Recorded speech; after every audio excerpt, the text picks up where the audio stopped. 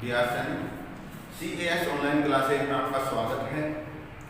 आज की क्लास में हम पढ़ेंगे जो सांद्रता की इकाइयाँ थी, इनमें हमने अभी तक 2 इकाइयाँ पढ़ी। आज हम तीसरी इकाई की बात करेंगे जिसका नाम है द्रव्यमान आयतन प्रतिशत। आज की जो इकाई हम पढ़ेंगे उसका नाम है द्रव्यमान आयतन प्रतिशत। इससे पहले हमने जो पढ़ लिया वो थी एक तो द्रव्यमान प्रतिशत पढ़ लिया,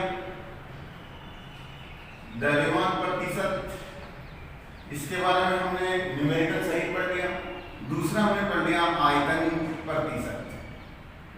आयतन प्रतिशत भी हमने यहाँ पर पढ़ लिया। ये 2 कंप्लीट होने के बाद आज का जो अपना बिंदु आता है वो ये है द्रव्यमान आयतन प्रतिशत।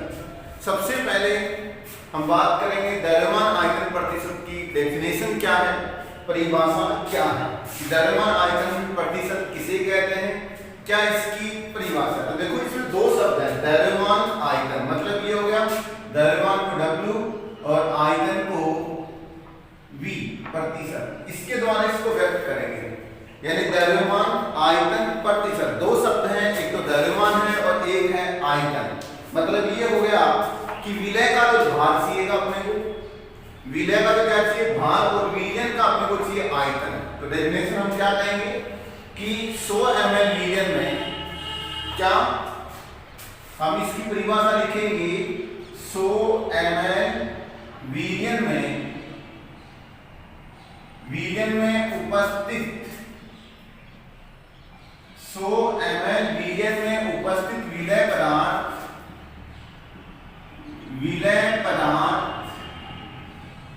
के भार भागों की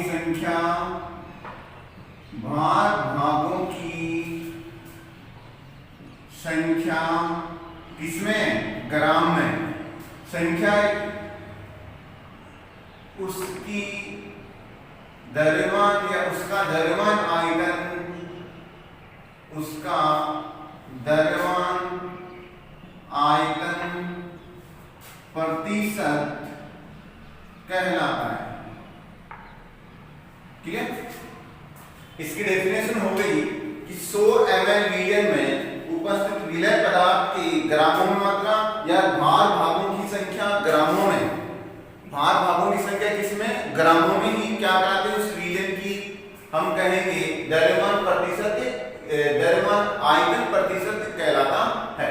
इसकी परिभाषा, इसका सूत्र देखते हैं। हम क्या लिखेंगे, द्रव्यमान, फिर लिखेंगे आयतन प्रतिशत। द्रव्यमान आयतन प्रतिशत का फॉर्मूला चाहिए अपने को, हम लिखेंगे विलय पदार्थ की मात्रा या भार भागों की संख्या किसमें, ग्राम में, बटा हम लिखेंगे विलयन का आयतन, विलयन का आयतन किसमें, ml में गुणा 100। ये इसका फॉर्मूला हो गया, किसका, द्रव्यमान आयतन प्रतिशत का फॉर्मूला हो गया। क्या हुआ, द्रव्यमान आयतन प्रतिशत विलय पदार्थ की मात्रा बटा विलयन का आयतन गुणा 100। अब देखो इस सूत्र का प्रयोग करते हुए, इस सूत्र का अपने को प्रयोग करना है, और प्रयोग करते हुए आपको एक न्यूमेरिकल 1 या 2 या कैसा न्यूमेरिकल आता है वैसा न्यूमेरिकल अपने को एक हल करना है। ठीक है, जैसे आपको सवाल दे दिया जाए, एक क्वेश्चन दे दिया जाए। सबसे पहले बता दो, क्वेश्चन से पहले एक छोटी सी बात कर लें कि ये इकाई ज्यादातर अपने दैनिक जीवन में काम आती है। इस इकाई का प्रयोग हम ज्यादातर अपने दैनिक जीवन में करते हैं। यानी दैनिक जीवन में जो भी सॉल्यूशन बनते हैं, जो भी हम विलयन काम में लेते हैं, जिस प्रकार के सॉल्यूशन बनते हैं वो सब के सब इस इकाई से संबंधित होते हैं। देखो कैसे, जैसे हमने कहे कि चीनी को पानी में घोलो, चीनी क्या हो गई, विलय पदार्थ, ठोस हो गया, जिसका भार चाहिएगा जैसे 5 ग्राम 4 ग्राम। इसी प्रकार से हम कहें नमक की बात करें, नमक भी क्या हो गया, नमक की अपने को भार मात्रा चाहिए जो 5 ग्राम 7 ग्राम जो भी है। तो इसका मतलब ये हो गया कि ये जो इकाई है इसका प्रयोग हम दैनिक जीवन में सबसे ज्यादा करते हैं। तो जैसे इससे संबंधित एक सवाल हल करते हैं कि अपने पास कोई कोई भी इक्वेशन ले लेते हैं कि हमें ऐसा कहूं कि 50 ग्राम NaCl नमक, 50 ग्राम NaCl को जल में घोलकर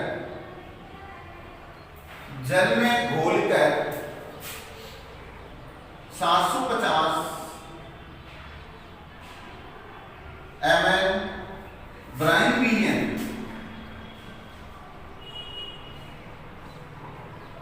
तैयार किया गया है।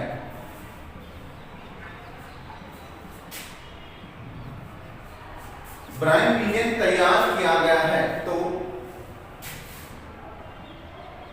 विलियन का द्रव्यमान आयतन प्रतिशत ज्ञात करो। यानी अपने पास जो सवाल है वो एक छोटा सा सवाल लिखा मैंने, 50 ग्राम NaCl को जल में घोलकर 750 ml ब्राइन विलियन तैयार किया गया है। विलियन का द्रव्यमान आयतन प्रतिशत ज्ञात करो। यानी कहने का अभिप्राय हो गया, सबसे पहले तो देखो ब्राइन विलियन का मतलब होता है नमक और जल का विलियन। नमक और जल दोनों को घोलकर जो विलियन तैयार होता है उसको ब्राइन विलियन भी कहा जाता है। ठीक है, ब्राइन विलियन के नाम से अपने को कंफ्यूज होने की जरूरत नहीं है। ये क्या है, एक नमक का विलियन है, नमक को पानी में घोलकर बनाया गया विलियन है। अब अपने को बात करनी है, बात ये करनी है कि अपने को ये क्या है, यानी इस क्वेश्चन को हम हल कैसे करें। इसमें आपको द्रव्यमान आयतन प्रतिशत पूछा गया है। क्या पूछा गया है? द्रव्यमान आयतन प्रतिशत पूछा गया है। इस क्वेश्चन में आपको द्रव्यमान आयतन प्रतिशत पूछा गया है। तो आपको हल कैसे करना है, देखो हल करने का तरीका आप सबसे पहले लिखोगे कि हल कर रहे हैं, तो सबसे पहले क्या लिखोगे, प्रश्नानुसार, या तो प्रश्नानुसार लिख दो या फिर आप क्या लिखोगे, दिया गया है। ठीक है, क्वेश्चन में क्या क्या दिया है वो देखो। आप क्या लिखो, सबसे पहले विलय, विलय की मात्रा आपको दे रखी है। विलय कौन है? NaCl है। इसकी मात्रा आपको किसमें दे रखी है? ग्राम में दे रखी है। कितनी? आप कहोगे 50 ग्राम। ठीक है, फिर आपको दे रखा है विलियन का आयतन भी दे रखा है। विलियन का आयतन कितना दे रखा है? 750 ml। आपको ज्ञात क्या करना है? द्रव्यमान आयतन प्रतिशत ज्ञात करना है। ये आपको ज्ञात करना है। अपना जो फॉर्मूला है, ये फॉर्मूला क्या है? द्रव्यमान आयतन प्रतिशत बराबर विलय की मात्रा, विलय की मात्रा बटा विलियन का आयतन गुणा 100। ये अपना क्वेश्चन है, ये सूत्र आपको दे रखा है। इस सूत्र में आप मान रखिए, देखो विलय की मात्रा आपको कितनी दे रखी है? 50 ग्राम। और यहाँ लिखो क्या? 50 ग्राम बटा विलियन का आयतन कितना दे रखा है आपको? 750। आप यहाँ लिखोगे 750 गुणा, यहाँ क्या लिखोगे? 100। अब कुछ नहीं करना अपने को, इसको हल करना है। बिंदु से बिंदु काट दो। अब बच गया 50 को 10 से गुणा करो, कितने होंगे? 500। अब आपको इसमें कितने का भाग देना है? 75 का भाग देना है। ठीक है, तो कितने उत्तर आएंगे वो अपने को ध्यान देना है। आप सॉल्व कीजिए, 5 से करते हैं, 25 से भी कर देंगे, तो आप क्या कहोगे? 3। और यहाँ क्या लिखोगे कि इसको हल करेंगे, यानी अपने को इसको क्या करना है? हल करना है। कैसे? आप ऐसा करना कि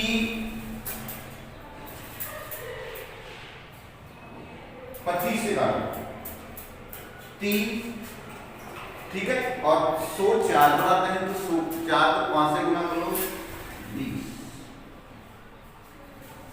20 बटा 3। ठीक है, अब 20 बटा 3 है, इसको 20 में 3 का भाग लगाओ, 6 की 18। आप क्या लिखोगे? 6.66% इस कौन सा है? W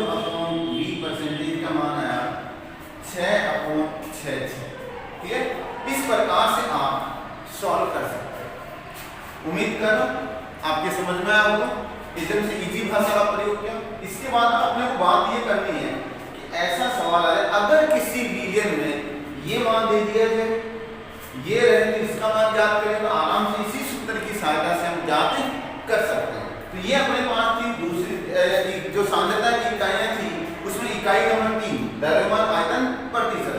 अब जो हम बात करेंगे इकाई नंबर 4 की बात करेंगे। कौन सी इकाई बात करेंगे? इकाई नंबर 4, जिसका नाम हम बात करेंगे पीपीएम की बात कर लो या फिर आप बात करोगे पीपीबी। छोटी-छोटी दो इकाइयां हैं पीपीएम और पीपीबी। पहले उनकी बात करते हैं, उसके बाद में आगे हम बात करेंगे नेक्स्ट मोलरता इनकी की बात हम करेंगे। सबसे पहले आप बात करेंगे हम पीपीएम, इसका पूरा नाम पार्ट्स पर मिलियन। पार्ट्स पर मिलियन, इसका नाम पूरा क्या है? पार्ट्स पर मिलियन है। मतलब ये हो गया कि यदि हमारे पास विलाय की मात्रा बहुत ज्यादा है और उसमें विलय की मात्रा उसकी तुलना में बहुत कम डाली जाए, फिर उसमें सांद्रता पूछी जाए, तो उस सांद्रता का मान पीपीएम में आएगा या फिर आएगा पीपीबी में, या एक इसी की इकाई हो रहा है पीपीबी, जिसका पूरा नाम है पार्ट्स पर बिलियन। क्लियर? ये अपने पास या इसमें पूछा जाएगा या फिर इसमें, यानी विलय की मात्रा बहुत कम रहे, यानी सांद्रता का मान बहुत कम। जैसे मैं ऐसा कह दूं आपको, ये कहा जाए एक समुद्र है, उसमें 1 किलो चीनी डाल देते हैं। समुद्र बहुत ज्यादा है, किलो चीनी बहुत कम है। अगर सांद्रता पूछी जाए तो ऐसी कंडीशन में पीपीबी का प्रयोग करना है या फिर पीपीएम का प्रयोग करना है, यानी बहुत कम। जैसे टूथपेस्ट में नमक की बात करें, हम देखते हैं कई बार कि टूथपेस्ट में नमक कितनी मात्रा में होता है, वो आता है पीपीबी या पीपीएम में आता है। टूथपेस्ट में नमक की बात करें तो वो भी किस में आता है? पीपीएम या पीपीबी में आता है। तो कहने का अभिप्राय ये हो गया कि यदि विलय की मात्रा विलयन में बहुत कम है, विलय की मात्रा विलयन में बहुत ही कम है, यानी विलय की मात्रा है वो विलयन में की कंपैरिजन करें तो बहुत कम है, नगण्य के इक्वल है, तो उस कंडीशन में आप इस कौन सी इकाइयों का प्रयोग करोगे? पीपीबी का प्रयोग करोगे या पीपीएम का प्रयोग करोगे। यहाँ पीपीबी का अर्थ होता है बिलियन इन 10 की पावर 9, पीपीएम का अर्थ मिलियन इन 10 की पावर 6। इनका प्रयोग करेंगे, ठीक है। इनका सूत्र पहले पीपीबी का प्रयोग करते हैं, इसका पूर्ण लिखें क्या? विलय पदार्थ की ग्रामों में मात्रा, ग्रामों में मात्रा या मात्रा ग्राम में पुस्तक में से लिख देंगे बटा विलयन का आयतन। ये किसमें आएगा? ml में। यहां गुणा लिख देना 10 की पावर b है तो 10 की पावर 9, और अगर m रहे तो 10 की पावर 6। क्या लिखेंगे? ppm, यही फॉर्मूला विलय पदार्थ की मात्रा किसमें? ग्राम में। एक ही बात है, ग्राम मात्रा है, ग्राम में बटा विलयन का आयतन। ये किसमें आएगा? ml में। तो यहां लिखोगे गुणा 10 की पावर 6। ये तो पीपीबी का फॉर्मूला हो गया और ये क्या हो गया? पीपीएम का फॉर्मूला हो गया। इन्हें यानी कहने का अभिप्राय विलय की मात्रा यहाँ रख देंगे, विलयन का आयतन यहाँ रख देंगे, फिर कितने से गुणा करेंगे? 10 की पावर 9 से गुणा कर लेंगे या फिर 10 की पावर 6 से गुणा कर लेंगे। तो अपने पास ये दोनों इकाइयां कब यूज में ली जाती हैं? जब विलय की मात्रा विलय की तुलना में बहुत ही कम होती है। जब विलय की मात्रा विलय की तुलना में बहुत कम होती है, उस सिचुएशन में या उस कंडीशन में सांद्रता की इकाइयां हैं जो काम में आने वाली होती हैं, उनका नाम है पीपीबी और पीपीएम। ठीक है, ये अपने पास होगी दोनों इकाइयां, ये पीपीएम और पीपीबी की बात होगी। अब हम बात करेंगे जस्ट अगली नेक्स्ट इकाई है जो इंपोर्टेंट है काफी, उसकी हम चर्चा करेंगे। इकाई का नाम है मोलरता। अगली इकाई है उसका नाम क्या है, मोलरता की बात करेंगे। अपने पास है, हम लिखेंगे मोलरता। मोलरता, इसको सदैव कैपिटल एम द्वारा व्यक्त करेंगे। एक होता है इसी के साथ मोलरता आती है, मोलरता,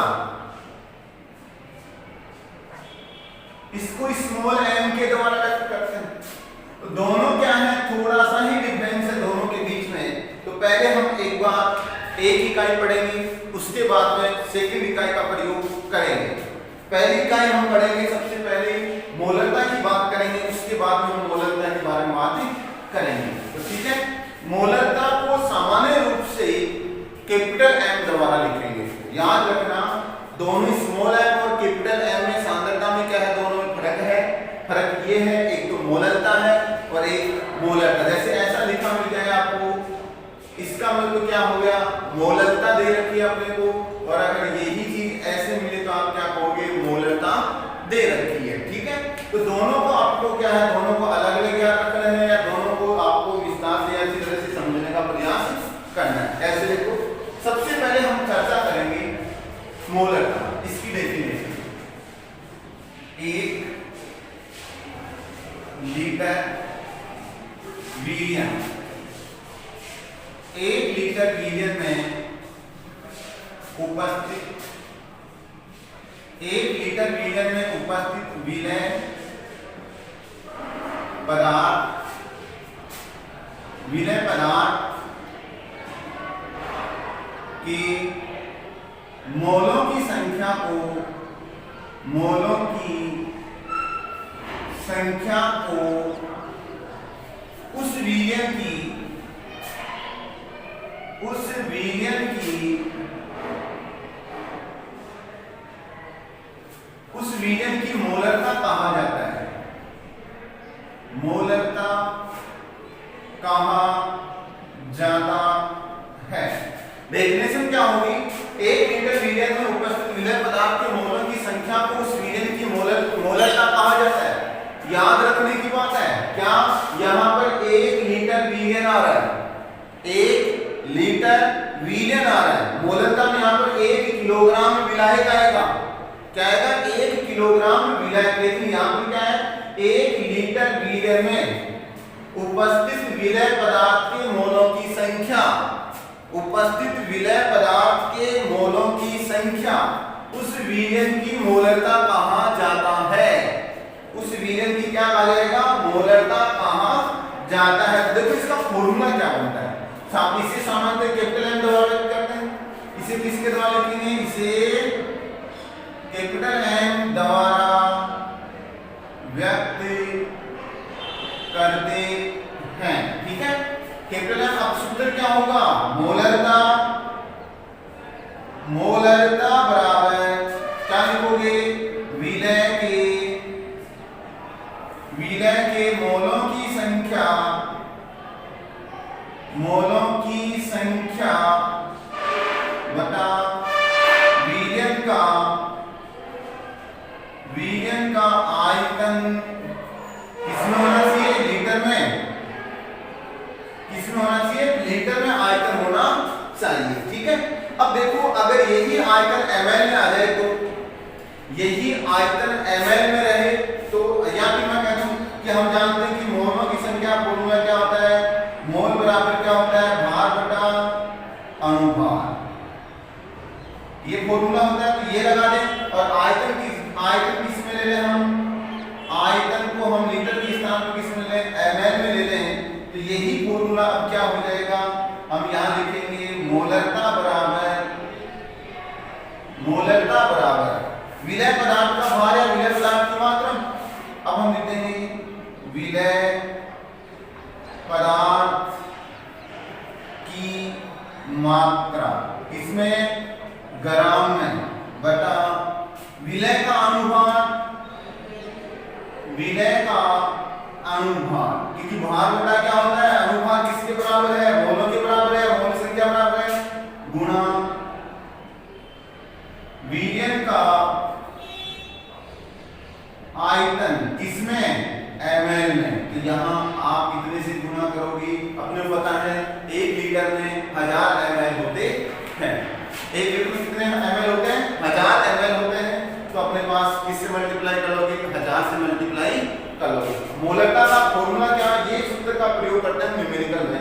फॉर्मूला क्या हुआ, विलय पदार्थ की मात्रा किसमें, ग्राम में, बटा विलय का अनुभार। विलय का अनुभार क्या है, मोल का सूत्र है भार बटा अनुभार, के ऊपर क्या आ गया, भार आ गया, नीचे क्या आ गया, अनुभार आ गया।